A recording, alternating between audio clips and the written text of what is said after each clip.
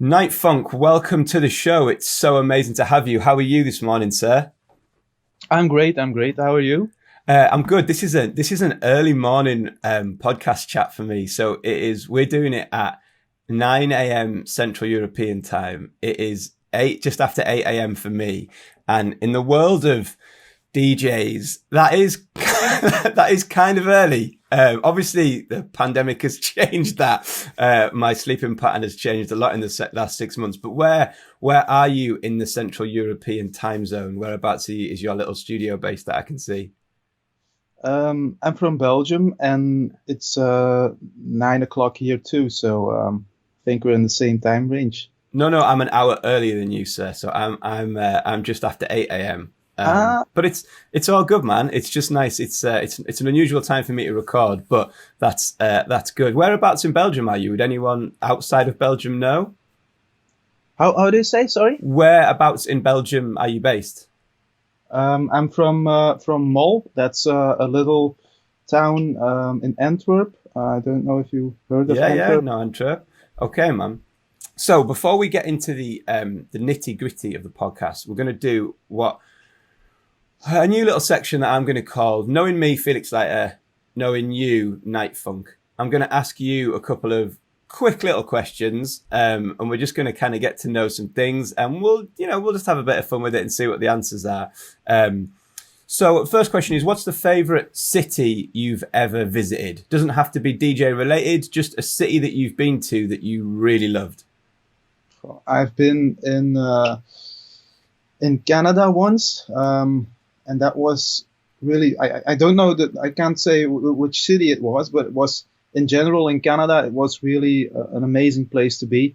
Some experience I never had before because of the nature, because of the mentality with the people. So that's a place I won't forget. Nice. So in the pandemic, I mean, this question goes wider than the pandemic, but we've had a bit more time on our hands with lack of gigs and, some lack of socializing in some respects. So my question to you is, do you prefer a good box set, like a good series on the TV, or do you prefer a good film, like a good movie? What do you like to watch on an evening when you're having a bit of time to yourself? Yeah, sure. A good movie would be great. Give me a title of a good movie that you could recommend to the people listening or watching this podcast right now. Something you've seen recently. I'm not so good at in names, and I and I always forget the names of the movies. Oh. Favorite movie of all time, Night Funk. Give us your favorite movie ever. Favorite movie. Oh. Um, the last one I've seen was Fire with Fire. I guess that was the Okay, title of the movie. That was a nice. good one. Okay. So we'll stray back into musical worlds. If you go and do a gig, DJ gig, I'm not sure when your last one was due to the pandemic, but let's just say everything changed and you had a gig. What would be your drink of choice when you turn up to a gig? What's that sort of, you get to the club and they say, Dennis, what would you like to drink? And what do you choose? Um, if I can choose, and I'm playing in Belgium, I would choose for a Karmeliet or a Westmaal Triple. It's a Belgian beer, Wow. so that would be that would be great. I don't think I've heard of those before. Do you not really see those outside of Belgium? Sometimes in Holland, in the Netherlands, they sometimes have some Belgian beers, but I've never seen it in England or in Germany sometimes. Um, yeah. Nice. Well, I think it's a bit early for me. I might stick to my cup of tea, but it sounds great. Right, we're going to get into the meat and veg of the podcast. I'm going to ask you. I'm going to ask you to go right back, way before DJing, way before all that lovely production hardware you've got behind you, way before kind of even university, taking you right back to your childhood. And I want to try and get a handle on those early musical influences, some of the music that was being played around you when you were young. Was it parents? Was it older brothers and sisters? And obviously, it's interesting because you're from Belgium. I assume you grew up in Belgium. Yeah, sure. So what Yeah. sort of music do you remember as a really young child? What was being played in the house or in the car? What kind of styles, what kind of artists? What were those really super early musical influences that you had? So to begin with, I was always interested in music and musical instruments, but I never had a chance to go to the music school. My parents thought it wasn't a great idea. Um, but I was already influenced by CDs from my parents, from The Doors, from yeah, like the classic rock bands from the early days. And then I met a friend of me in school, and he was playing the guitar already. So that was my first experience with seeing someone play an actual instrument, and I was so fascinated at that point. I think I was like 15 years old at that moment. Okay. I was so interested and I said to my parents that I really wanted to play the guitar too. So I started to play classical guitar, started to play electrical guitar afterwards, learning some chords and chords progressions and stuff. And at a certain point, me and my friend, we were talking about starting a band and uh, and making our own music and doing covers from other rock bands. But it was always a pain in the ass to have the full band together and to play with all the people together. And at that point, I was a little bit frustrated. I thought about the fact, well, maybe I can do some things myself. And I started with computer programs, and I started with experimenting with DAWs, with the computer programs to make electronical music. And those were the first steps, I think, in electronic music that I made. And next, I met another friend who was already DJing and DJing in this at his place, and I was introduced with that, and that's how I came into DJing too. So. So if I take you back, so obviously you were into the sort of the rock music, you know, at the time, and that's one of the reasons you picked up a guitar. Do you remember, you know, prior to this sort of transition into getting into the DAWs and the electronic production, can you remember the first sort of few pieces of music from that genre that you may have heard? Can you remember the first few pieces of electronic dance music that you may have been hearing when you were 15, 16, 17, around that age? I think there were some CDs back in those days when electronic music, when I was introduced to electronic music, there were some CDs from my parents that I can remember. It was, I guess his artist name was Felix. Okay. And I think it was, I can't remember the title anymore, but it was, there were also some Belgian acts in that period. There were some Belgian acts like Milk Inc., Praga Yeah. Khan. So now it's a coincidence because Praga Khan, the founder from the group, he also wanted me to do a remix or a collab project for next year. So that's something interesting. Yeah. Yeah, but I Sasha, there was also Sasha, and Sandstorm, and I remember those tracks from those days in the electronic scene.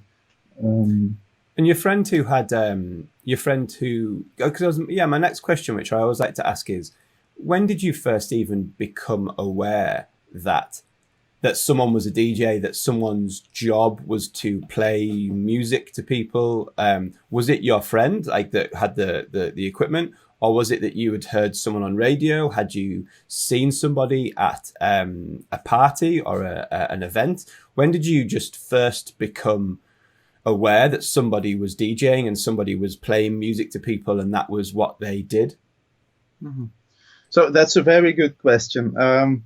I honestly can't remember when that was, but I do remember that we that I when I was a little bit younger, like 10 years ago, when I started to go to some events, that was when I realized that there were DJs actually making music and making music for a living and also playing their own music. And that was something that was new for me. But it's like, I guess, 10 years ago that I can remember, and that I had a feeling that I also wanted to try to do the same thing and started to do more experimenting with electronic music. But it really took a long time to get to the point that where I wanted to be for myself. So it's interesting that you said that your parents, I'm trying to rephrase what you said, but your parents weren't keen on you studying music. Oh no, they weren't keen on you picking up instruments.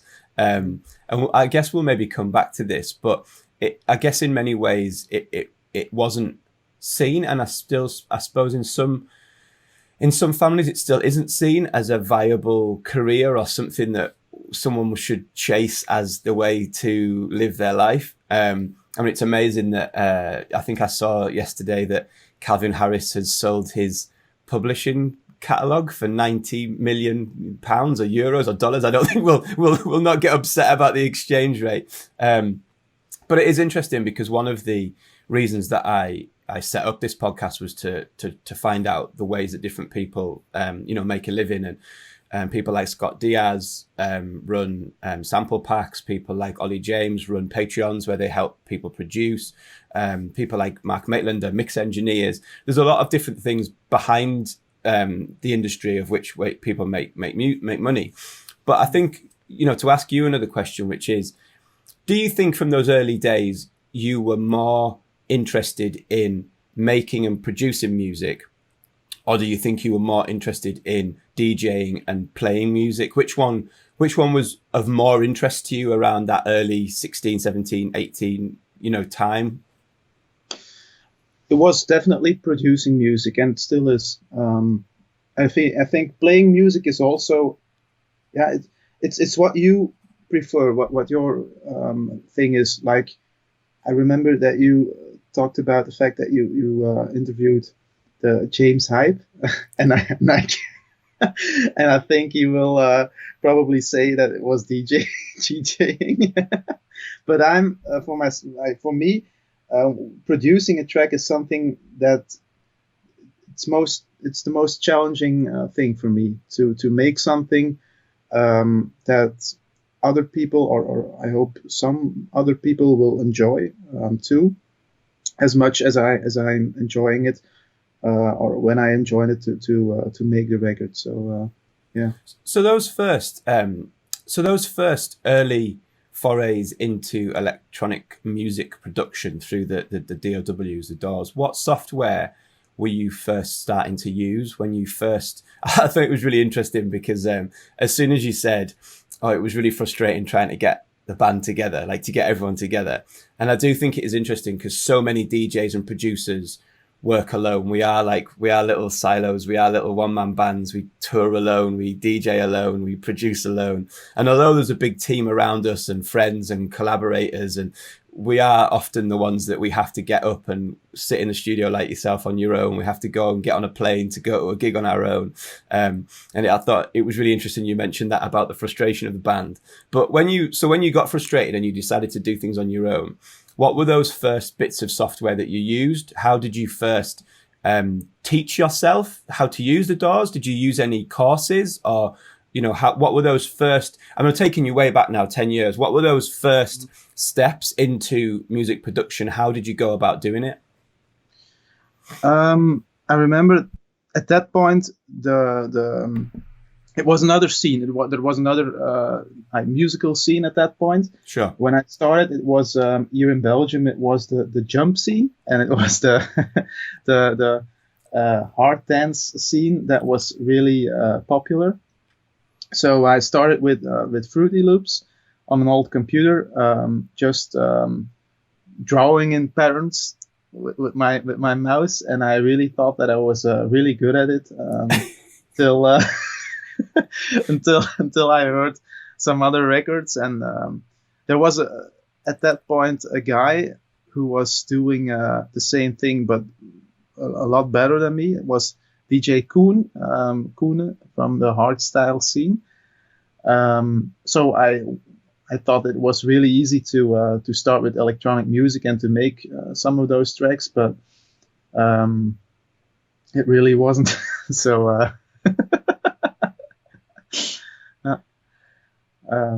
Fruity Loops was the first program that I used.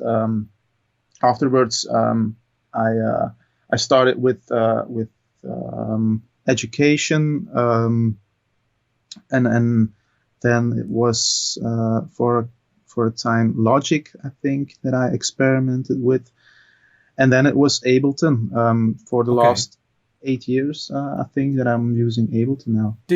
Have you ever? Obviously, you had some musical lessons as far as the guitar goes and as far as the chords, so you're getting some musical theory from that. Did you get any? Did you get any education? Did you go on any courses to learn how to use Ableton or Logic? Or was it all self-taught? Was it a combination of YouTube and trial and error? How did you become so proficient as you are now? Was it, did you use any courses or any education, or how did you learn? I didn't use any courses or I used education, but it was from a lot of different places and bits, and it was like experimenting a lot and trying a lot of things. And it's also something I would recommend to other younger producers to experiment a lot, because the technical side of producing and the things to make a record good, those are things that everybody can teach, in my opinion. But for me, the way that I make the songs that I make today, I think that's because all of those different experimenting pieces that I learned during those years. So I think when I listen to music today and I hear and I receive demos every week from a lot of younger producers, they send me in general pretty good sounding music, but it all sounds a little bit too much the same for me. They also want to replicate a lot of minimal sounding things like in the Netherlands at the moment, and they all sound pretty good for me, but it's not something that interests me, because they sound too much the same for me, and that's something that I think you can't teach from courses or something. You have to earn the right to have your own sound by experimenting a lot, in my opinion. So yeah, I think that makes sense, man. So going back to the the harder stuff, is that how long were you producing that? Did you release any music under a different name that people might not be aware of? Did you release any of the hardest sort of stuff, any of that jump kind of music that you referred to? Did you sort of get any releases with that, or is it only as the NightFunk alias became that you started to release music? My DJ name back in the days, I don't think I can pronounce it in English. It's okay. It's Kazali. It's Kazale. Okay. And it was something that I made, I think, like 4 or 5 records with on that I released on Beatport. And then it was already NightFunk. Okay. So if we're going to definitely come back to production, because your music is, amazing and so many people will be aware of it. But I'm just going to take you down off on a DJ tangent just slightly. So obviously you started to make music, you're using Fruity Loops, you're making this music that is a little bit, a lot harder than the stuff that we know you for now as NightFunk. DJ wise, when did you learn to DJ? How did you learn to DJ? Were you using your friend's equipment? Did you buy your own equipment? How old were you? These first, very, very, very first steps into learning to DJ. How did that happen for you?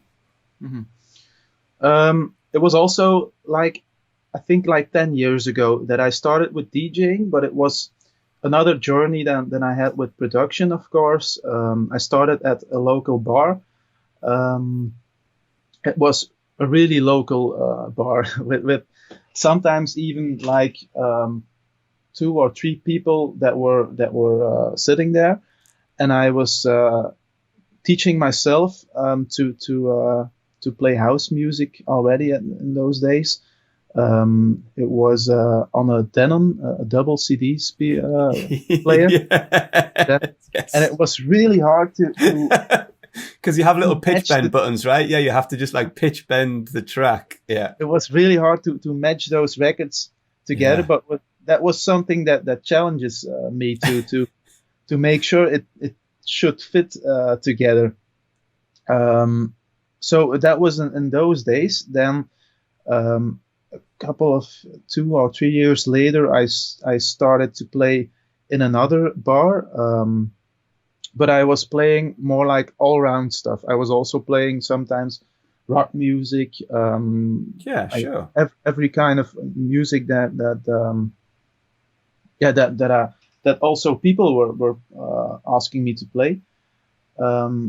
So it's also helped me to understand what people like. So that was a good lesson for me too, because I always wanted to play house music if it was for me, but you have to make sure your people are also interested in the thing that you're doing. So I played all round stuff, and then it was I think 5 years ago that I started with playing only the things that I wanted to play. So only the house, the tech house, techno sometimes, those stuff. So that first DJ brand, of which I will not try to pronounce for my own embarrassment, because I'm always interested in where DJ aliases, DJ brands, DJ names came from, and I'll ask you about NightFunk next. But where did that first one come from? What does it mean anything to you? Yeah. What does it? Casale. It's from Italy. So the name is from Italy. It was when I was in school, and we went on a trip to Italy with school. We went to a restaurant, and it was called Il Casale. So and I was interested in what the meaning was of that name. So what would it mean? It was just a house. So it was Il Casale would mean a house, and I thought, house, that's the thing that I want to play later. So I just thought I'm gonna take Casale, and it's good for me. So then the next natural question, sir, is NightFunk. I'll ask you after this question about the change and the change in your production style and everything else. But when you where does the name NightFunk come from? What does it mean to you? Why did you choose it to use to represent this new type of music that you were going to produce and play? It's nothing so special. I just I always liked funk music. Funk is something that you can find in rock music. It's also something that you can find in a lot of house tunes from today. Also a lot of classical house tunes from like 5 or 10 years ago. And just because it was something more catchy for me to do NightFunk. Also because in the most occasions I will play at night. So that'll do for me. It's a good answer. So just talk us through the change then. So obviously you're making and producing things as Casale. how many? I mean, I think your first release that I remember on Beatport is about 2016 as NightFunk, something like that, about 4 or 5 years ago. But talk me through the decision to change brand. Was there a big change in what you were producing musically wise? Is that also coincide with your change from Fruity Loops to Ableton? Do all of these things happen at a similar time to become NightFunk? It was a journey. So it was a journey for me too to go to different. I also think to go to different scenes because in the last 10 years there were for me a lot of scenes or hypes or how you sure. I don't know how to pronounce it, but it's like there were different kind of styles during those years, and I also tried a lot of those styles. So there was jump and the hard dance, and when I started, then there was drum and bass. And there was then there was the EDM scene was huge in Belgium, obviously with the progressive house at the moment. So I remember that I was experimenting with Logic at that point when I tried to do some guitar type of chords and leads, but I never had a feeling that this is something that I can master, or this is something that I'm comfortable with, like those. But I also tried every sound that was passing by. And then there was at the point the more funky style, the new disco type of sounds, and that was something that for the first time that I had a feeling I really enjoyed doing. So it was like 5 years ago. It was also when I started to release, I think as NightFunk, and then I did some tech house kind of things.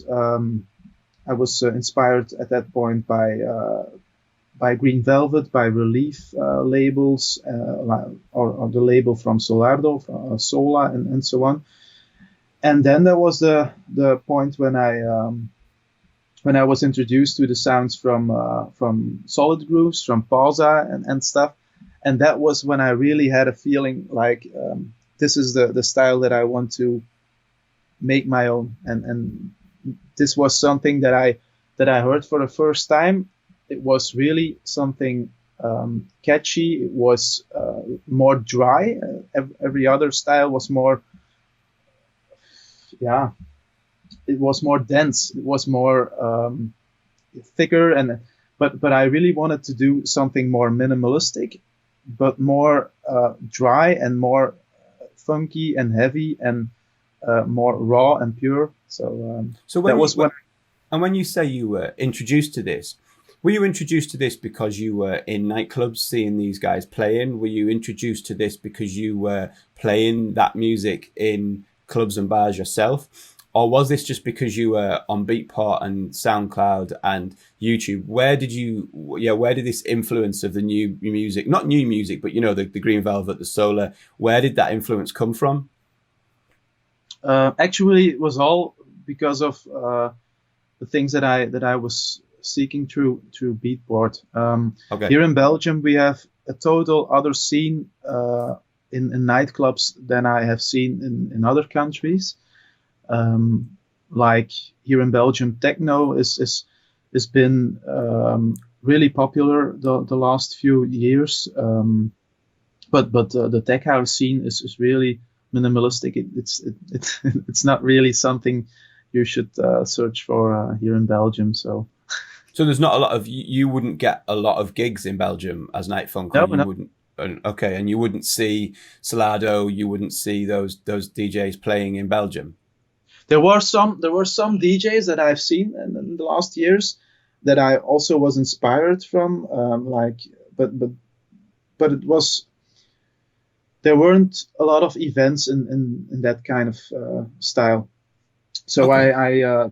I did met some guys, and I did went to some events, but they were like for a couple of, I like 300 or 400 people. It was not really a major event here in Belgium. It was also something that me and my friends would have to drive like an hour or so to see those guys. Yeah. It was back in those days. It was Colombo. He's also from Belgium. Okay. Lulu players. I've seen Richie Ahmed. Sure. Those guys. Yeah. So let's talk about some of your productions as NightFunk. You've moved into working more on Ableton. For anyone who, why do you find Ableton? Obviously, I can see some hardware in the background there as well. But why do you find Ableton to be? Yeah, why are you so comfortable using Ableton? I think you said you've used it for about 6 years or now. So now, why do you like Ableton the most? What do you like about Ableton? What is good about Ableton for you? It's just something that I'm used to now. It's something for me that works pretty fast to sketch my ideas.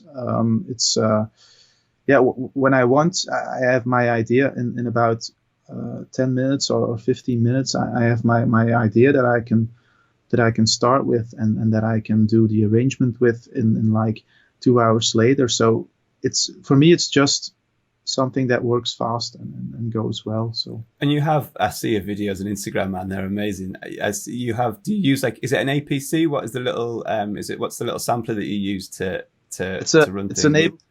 It's a push. But in general, I'm not using the push so many times. It's the Ableton push. Sorry, yeah, that's right, isn't it? Yeah, sorry. Yeah. So for me, I'm using it in most occasions to draw in the automation, because that's something that you can't achieve with your mouse in the same way. It's something you can manually draw in or dial in with the buttons, but for me, in the most occasions, I'm just using my mouse to do all patterns and to program all things that I want to program. So for me, the thing that I do the most and where I spend the most of my time is to search for samples. That's the most time consuming thing for me in the studio to find the right samples. Okay, then on that note, no pun intended. I'm going to ask you the question. You can say no and tell us to go and find our own samples. But can you tell if there's some budding producers out there who love your records? Obviously, you've just said it's time consuming, but where can those guys and girls go and look? Where are good places to find samples? Where could they be looking, or do they just need to look harder? What's your answer to that? For me, it's not. Yeah. Everybody knows the platform Splice, and that's something that I'm using in the end of my productions when I'm pretty confident with my result already, but I'm searching for a particular sound that I haven't got already. Then it's something to work fast with. But to begin with, I always start with older samples that I'm digging for in sometimes in my suitcase here. It's under my screen. There's a suitcase, and it's full of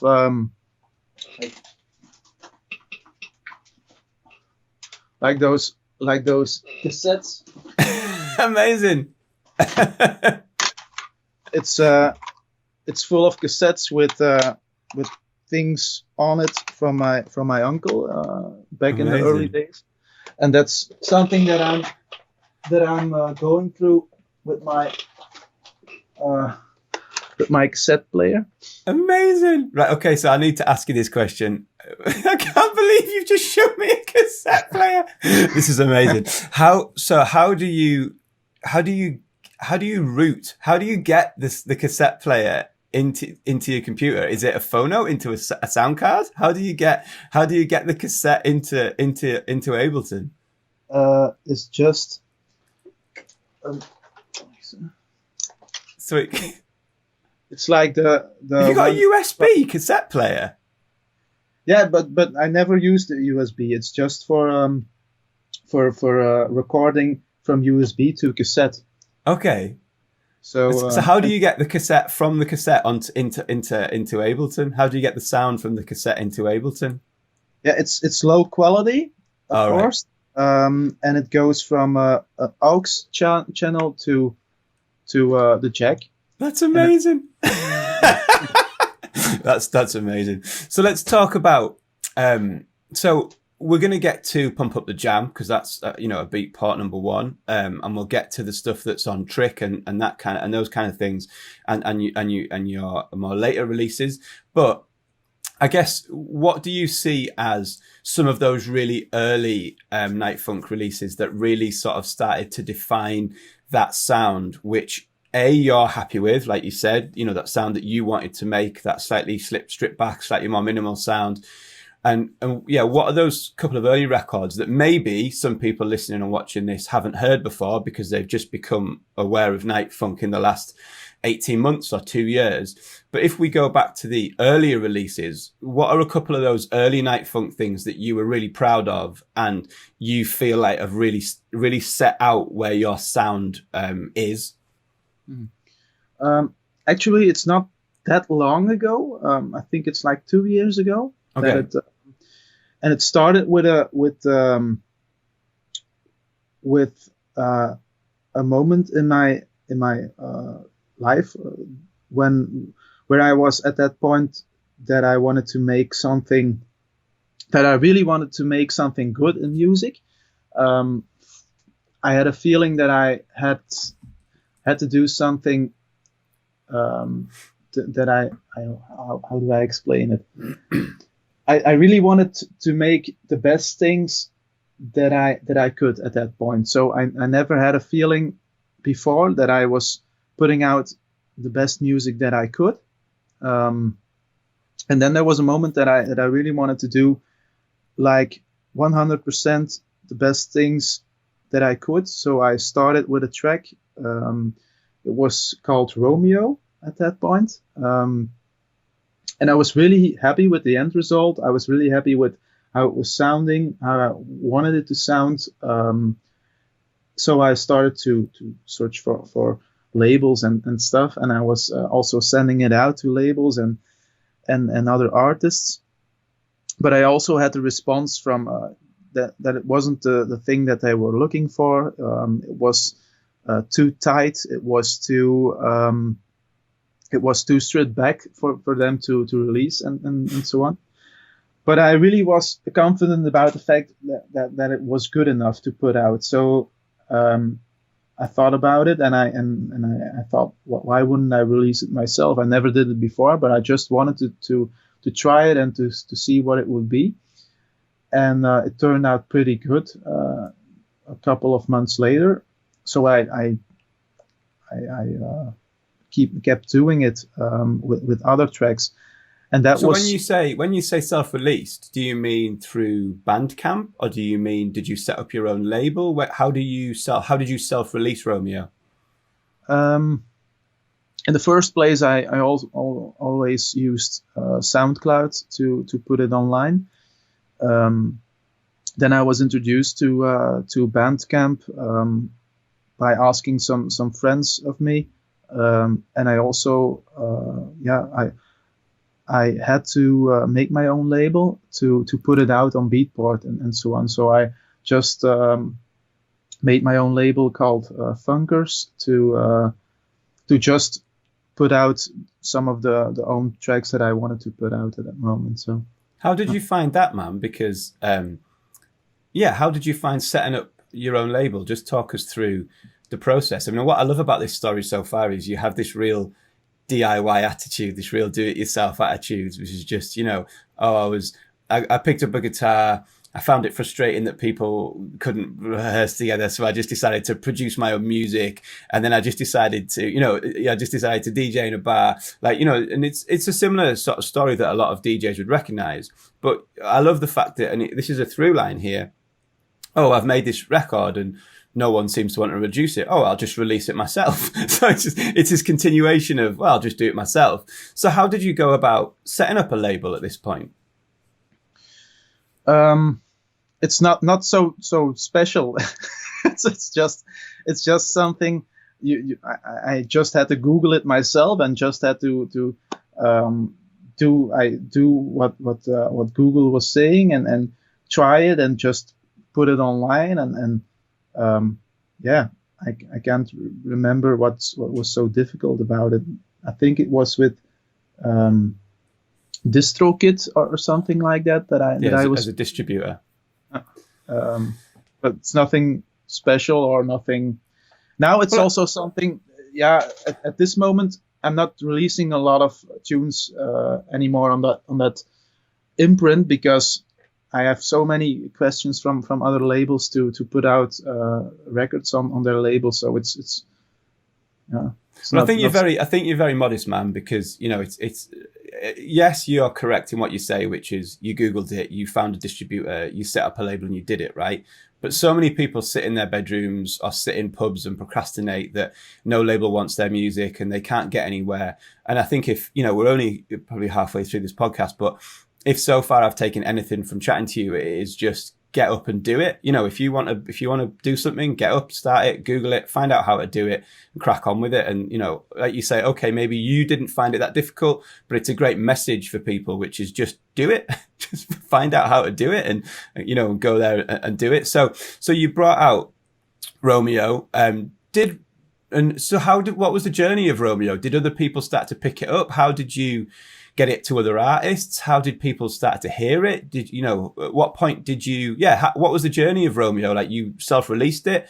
Did you start to get DJ support? What happened with that track? For me, it was the SoundCloud platform that was the most, that was the best platform for me for that track. That was something where people started to tag me in Instagram stories and stuff. And it was since I made Romeo that there was also some interest from other artists that wanted to play that track and tracks that were following. So I can't remember a specific thing or how it all began, but I think it was SoundCloud that was the major platform for me that boosted everything. So yeah. Yeah, it's a story we've heard on the podcast before. I did an episode with Ben Hemsley, who's from the Northeast again. And he, again, I think his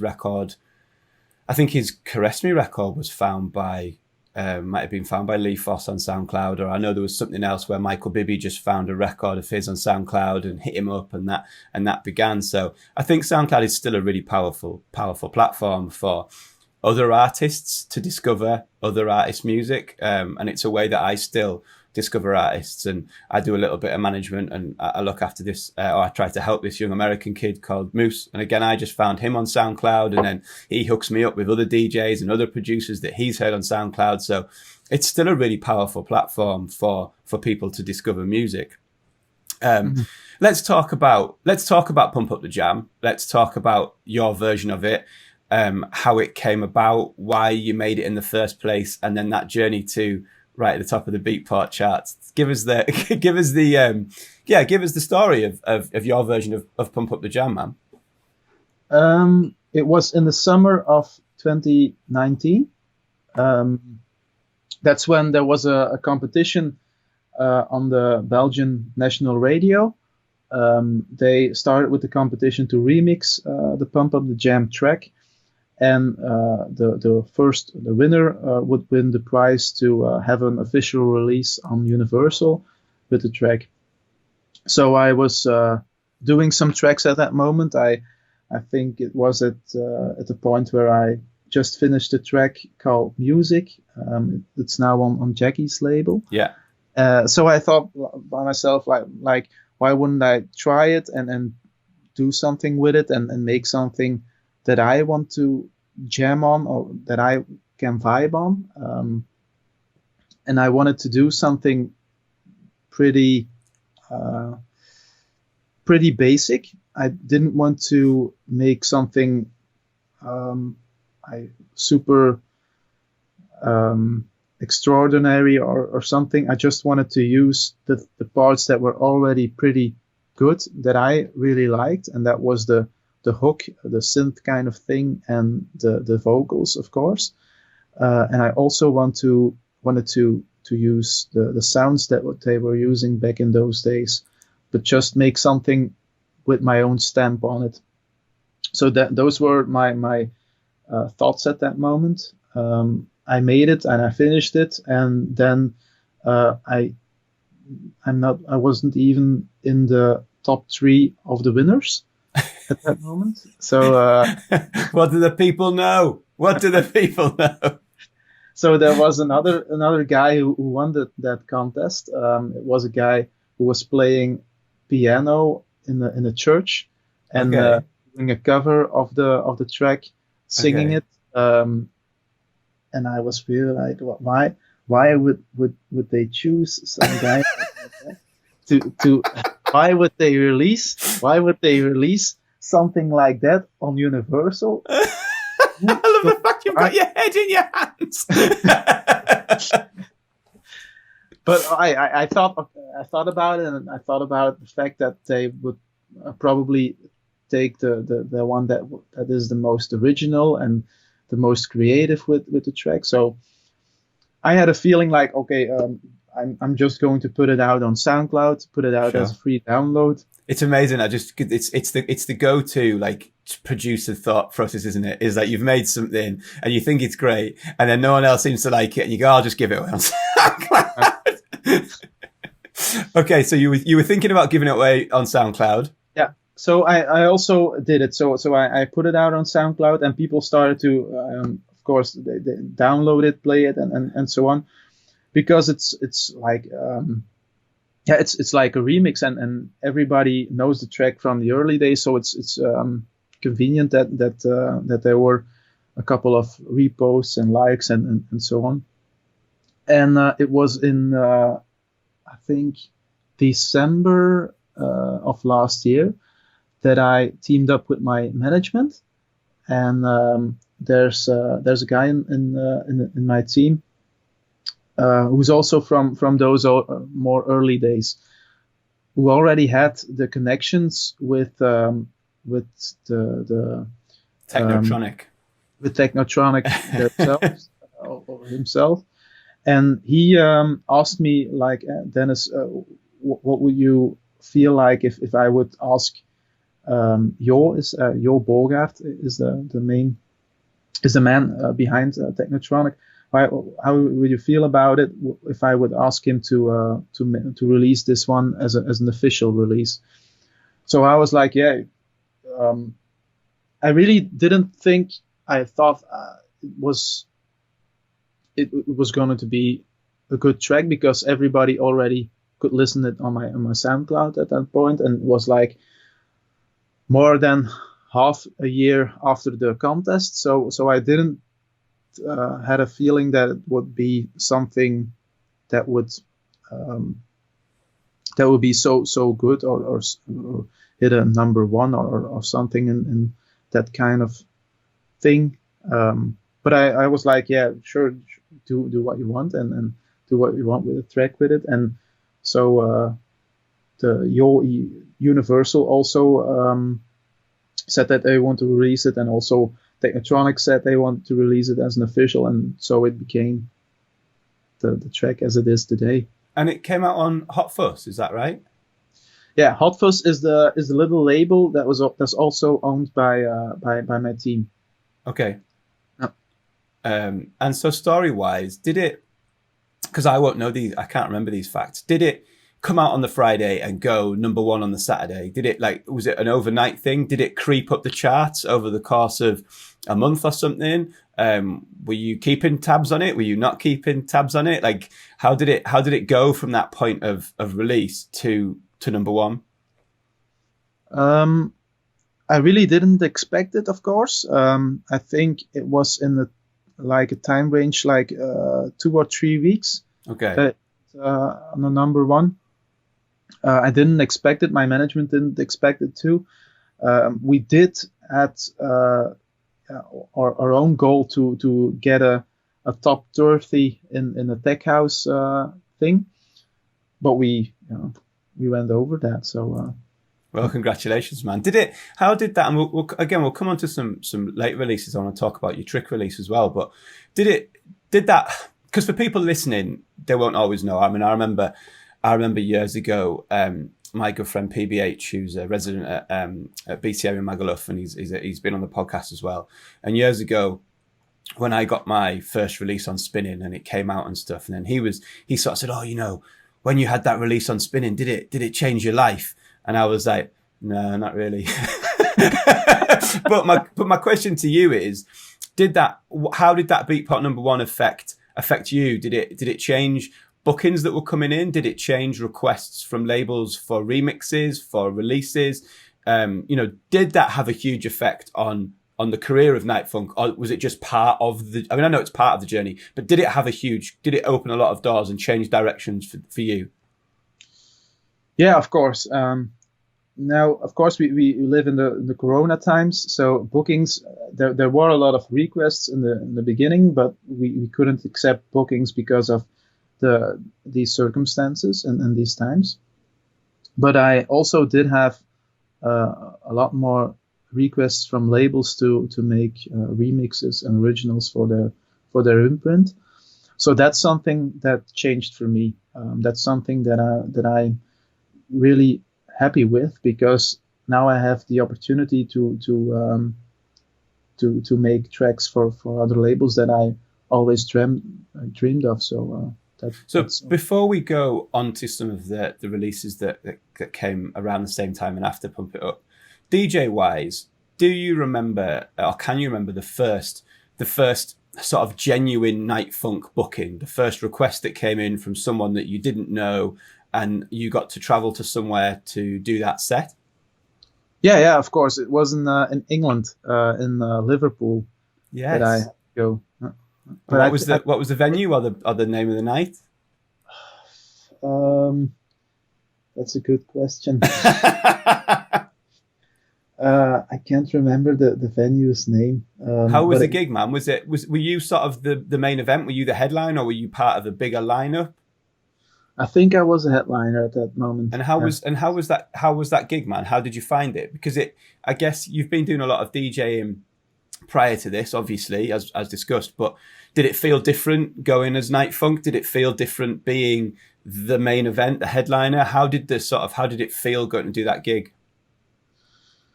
Yeah, of course it was a great experience for me. It was, but it was weird for me in that,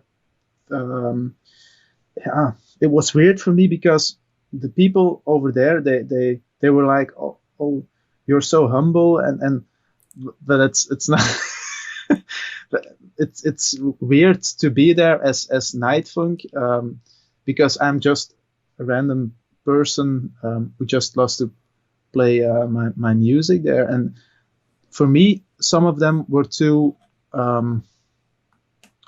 much like behaving like a fan. I don't know how to say it, but I just want to be part of the event and not like the main act or Yeah, okay. I mean, I understand that. I sort of know how you feel a little bit. I mean, I kind of prefer DJing in dark places where you're not really on show and stuff, and you're part of the scene, as opposed to being on a stage with a light on it. And I feel quite self-conscious in those situations, so I sort of understand a little bit what you're saying. And we're not going to go through every record, but I mean, I would like to talk about 2 more records before we really start to wind it up and ask you about other things. I'd like to ask you about music on Jacky and Friends. How did that come about? How did Jacky ask something of you? Did you contact him? How did music come about? Mm-hmm. So I sent some demos to Jacky already, and I asked him how he would feel about releasing some of them, but he never responded me. So that's just basically. I mean, we're not picking on Jacky here, by the way. This is basically just the entire fucking music industry, how it responds to each other. That's just how it goes.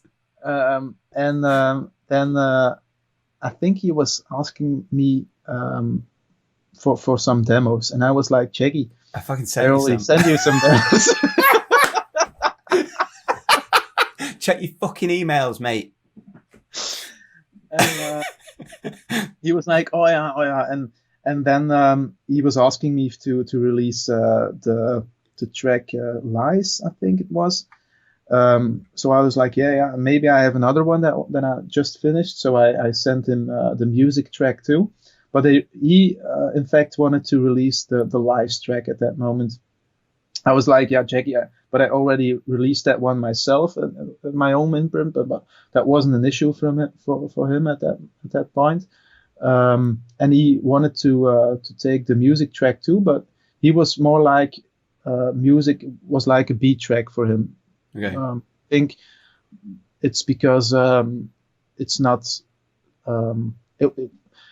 it didn't have lyrics that everybody can relate to. So, but I was more into the music track at that point, and that's when the EP came out, and that's when I had also had a feeling that music was doing a lot better over that time than the Lies track.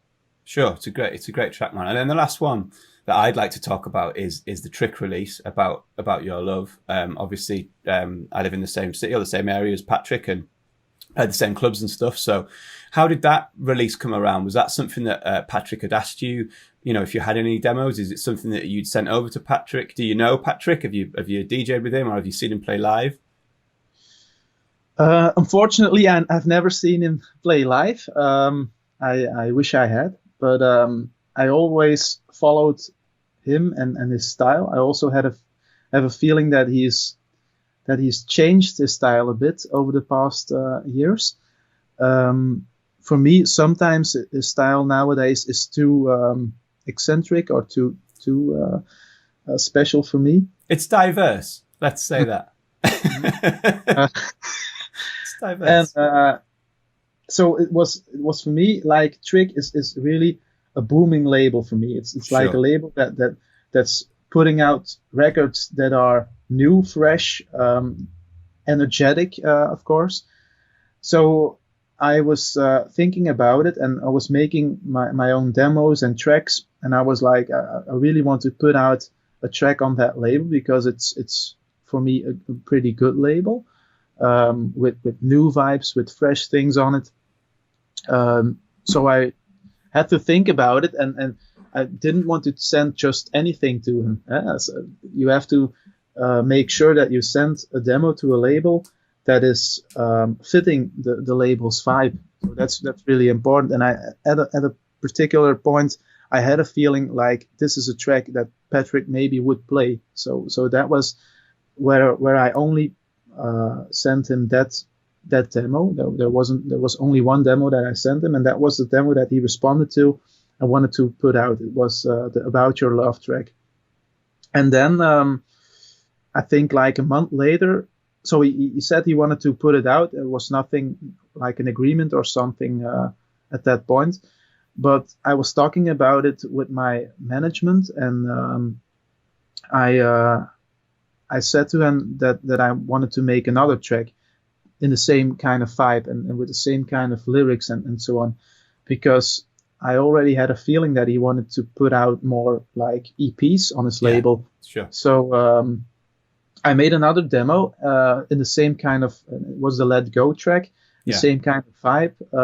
So it would, and it was around like 2 weeks later after I finished that demo that he asked me, like, do you have another track to go as a B-side for the release on Trick? So I said to him, yeah, I think I have. Funnily enough. Funny you should ask, Patrick.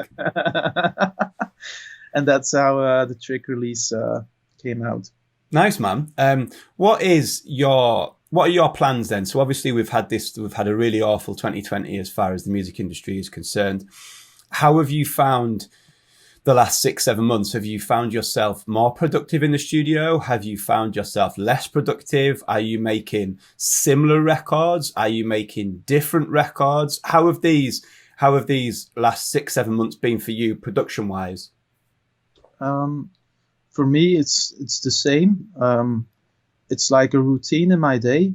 I still work also full time as a nurse. So I also have my routine every day. I start when I have the late shift. I start like 9 in the morning with making music. When I have an early shift, I start at 5 in the afternoon making music. So it's not something that's changed for me. I also didn't have the experience of traveling a lot because I wasn't really I haven't been booked a lot before, so it's not for me. It's not like a big change in the last months. And so music wise, what can people expect to hear from you in the next 5-6 months? What can they expect to hear? Have you got any releases coming out before the end of this year? And if not, what have you got coming out early next year? I do have some releases on my schedule. I have some remixes. I have some originals that are also coming out next year. I think there's one release coming out this Friday on Cr2 Records. It's nice. A remix. Then there's that's Juicy Lips, right? I think I got the promo for that the other day. Yeah. And then there's a remix coming out on Spinning Records Deep in November, the end of November. There's an original release coming out on Solid Grooves in November. Nice. There's I don't know what's coming out in December yet. I do know that there's an EP release coming out in January on Material. There's also one that is signed on Black Book Records from Chris Lake. Nice. Just finished a remix for Black Book Records for Nicky Nighttime. That's also coming out, but I don't know when. Well, that's a pretty disgustingly good release schedule there, Dennis. So congratulations on that. You're just like rhyming off the best record labels in the industry as if it's like, just Solid Grooves and Black Books and, a couple of those things. So that sounds pretty amazing, man. I'm sure that next year and onwards from that is only going to increase, your bookings and everything else. And I've got, all respect in the world for your work ethic as far as, working crazy shifts as a nurse and then producing music. And I'm sure you're a very, very good nurse, but I have a feeling that potentially you might not be a nurse for too much longer after the pandemic finishes. If people want to find out, we're going to do some things before we finish up, but if people want to find out more about you, where can they hit you on socials? What should they Google? What should they look for? How can they find you on Instagram? Just what your handles are, or how can people find out more about you?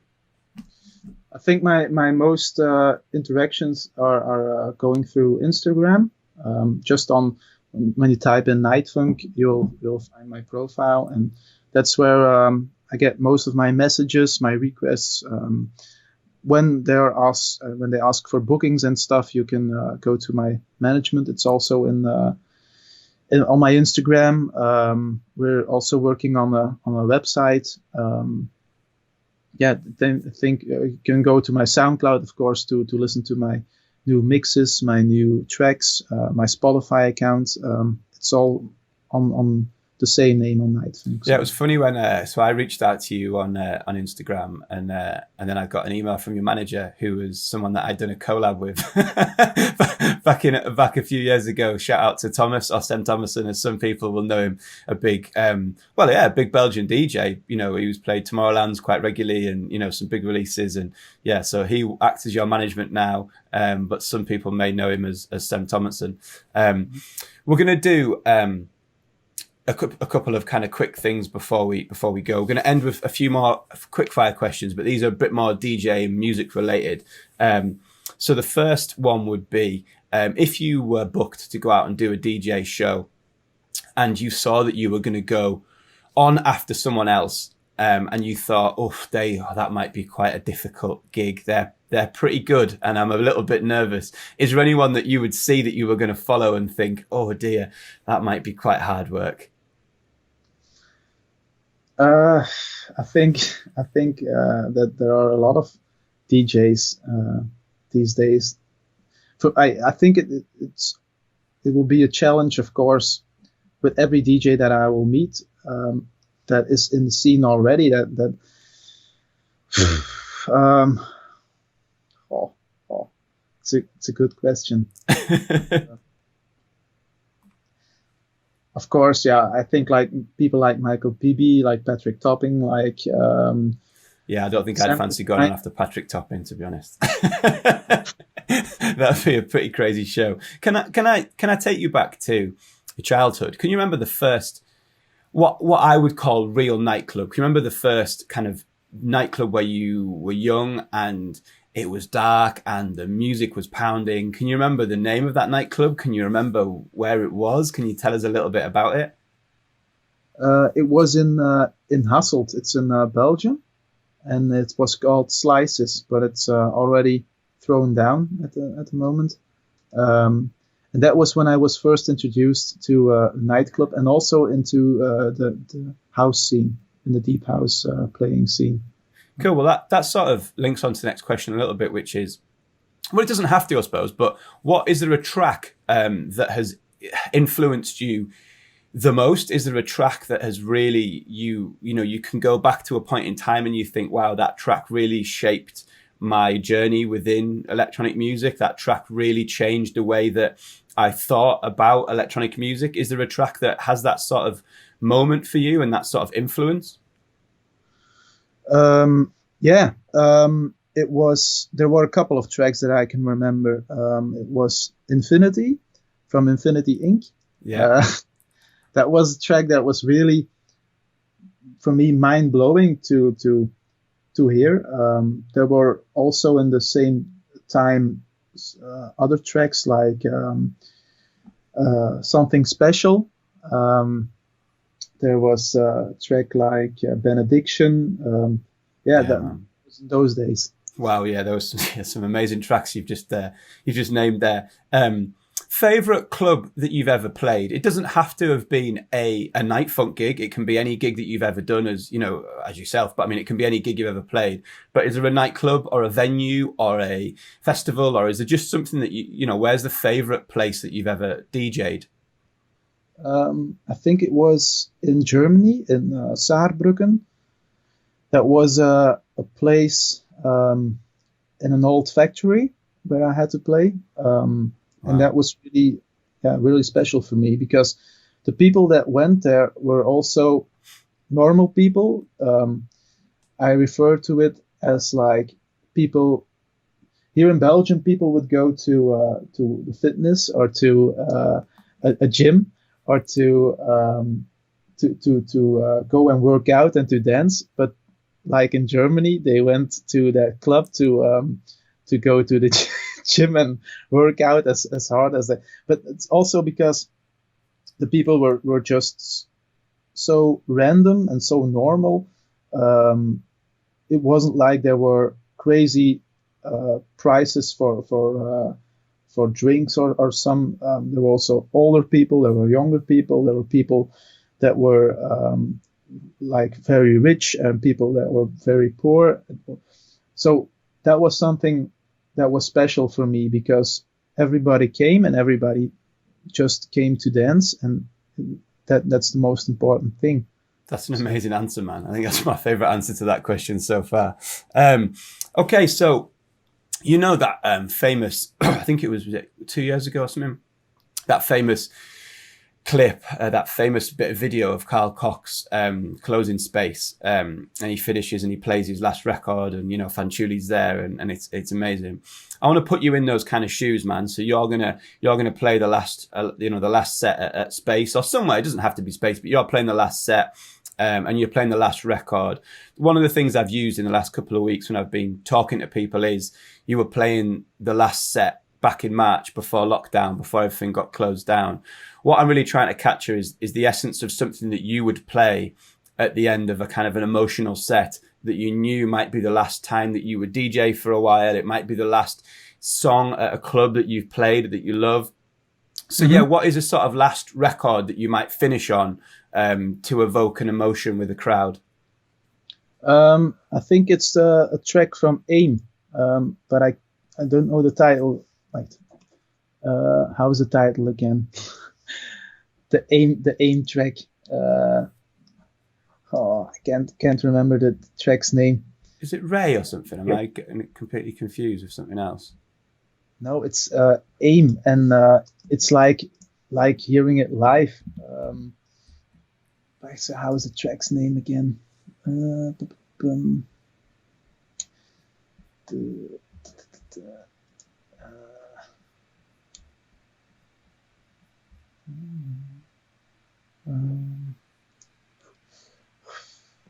can't remember the track's name, but it's when I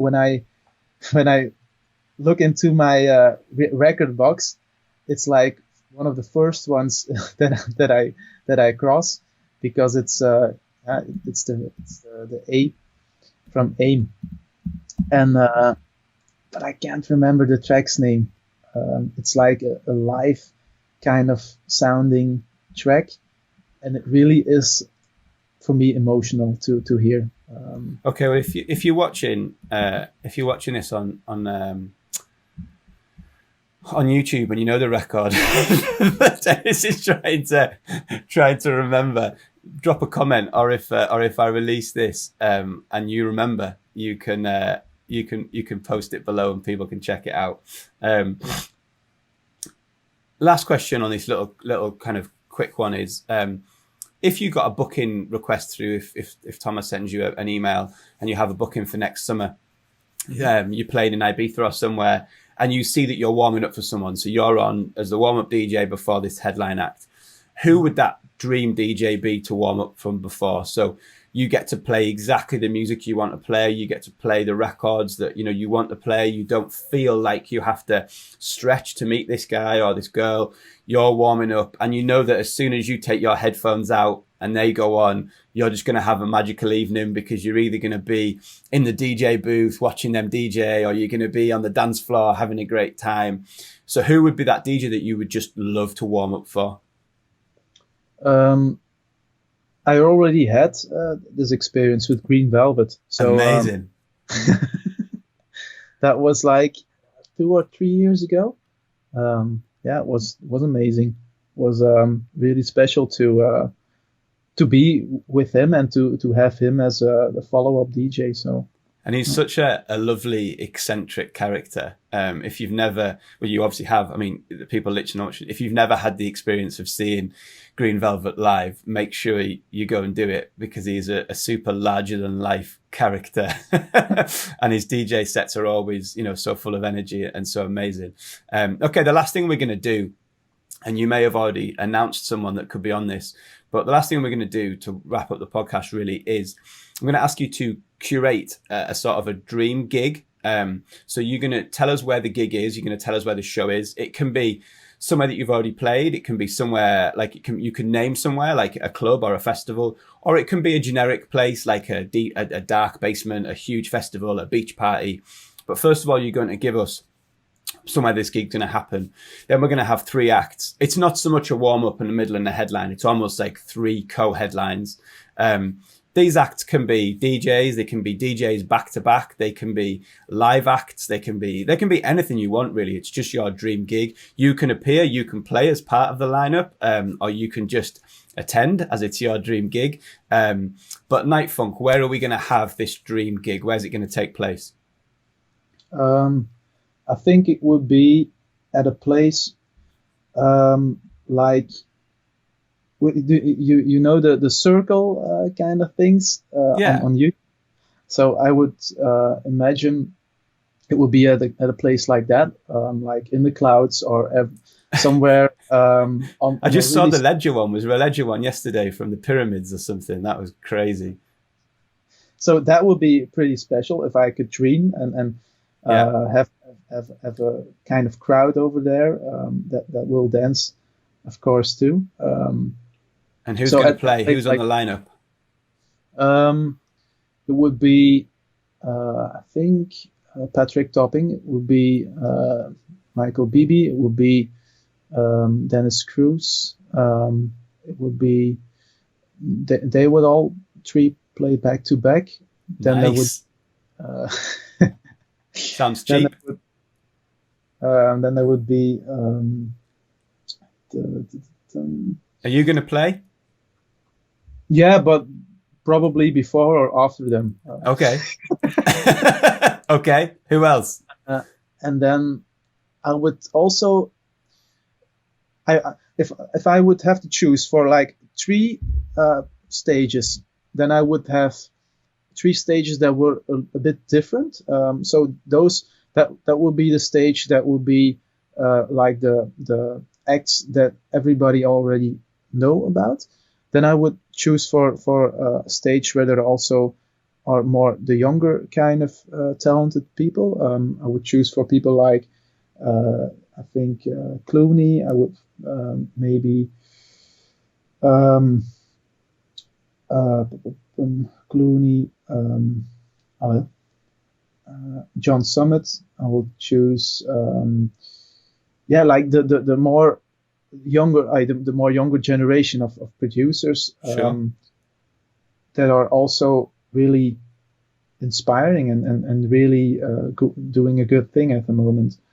And then there would be a third stage where I would choose for some other kind of acts that I also like.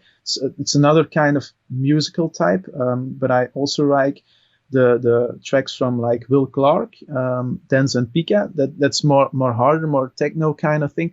But it's also something I can enjoy because they manage to get some kind of funk into their techno kind of vibe. So Yeah, I'm a big fan of Will Clark, man. That sounds like a wicked gig. I'm definitely involved. I'm going to ask you before we say goodbye to nominate a record, a track that was going to play out the podcast. It can be one of yours. It can be something new. It can be something old. It can be completely not dance music. It can be anything you like at all. It can be, like you say, it can be self-promotion that you put in one of the tracks we've talked about. It can be something you heard today. It can be something that, inspired you all those years ago. But people have been listening to us chat for just over an hour. And I'd like you to give them something to listen to now after our voices, which is a bit of music. So introduce the track and just tell people why they should listen to it. Mm-hmm. Does it have to be electronic? No, it can be anything you like, sir. This is entirely up to you. Okay. I think about a track called it's from the Fine Young Cannibals. Okay. Johnny Come Home. And why should people listen to Johnny Come Home?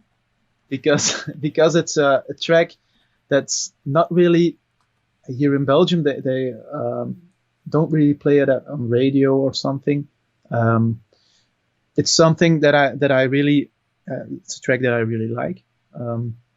It's funky. It's also for me underrated.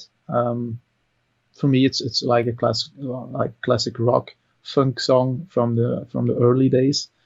That I still like. So amazing, man. I think that's a fantastic choice. Thank you so much for talking to me. It's been an amazing and inspiring chat.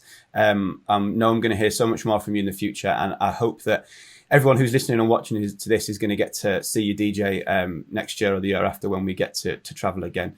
NightFunk, thank you so much. I hope to see you again soon, man. Yeah, thank you, Felix.